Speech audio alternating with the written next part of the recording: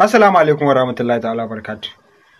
‘Yan uwana, yau zan nuna muku yadda nake ƙara followers.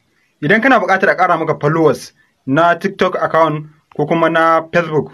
Facebook abin da suke buƙata ka tara followers 5,000 shine ka cika ƙa'idar followers ɗin da suke buƙata. Shi kuma TikTok suna buƙatar 10,000 ne. To ana siyan su idan kana buƙata zaka turo min da kuɗi, ni kuma zan ƙara maka. Yau a wannan bidiyo a ƙarshen shi za ku ga yadda nake ƙara su insha Allah. Ku duba kawai suna ba su dama a ƙara idan kana so a ƙara maka zan iya ƙara maka na TikTok account ko kuma na Facebook ko kuma na Instagram duka ana ƙarawa.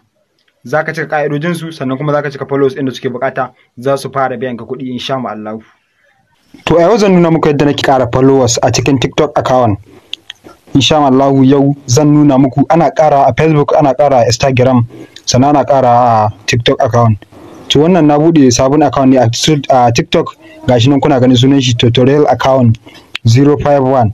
To insha Allah a shine cikin shi ne zan gwada muku yadda nake ƙara su yau. Idan kana buƙata za ka yi magana sai a ƙara maka kai ma a cikin account ɗinka. Za ka biya kuɗi ne sai a ƙara maka.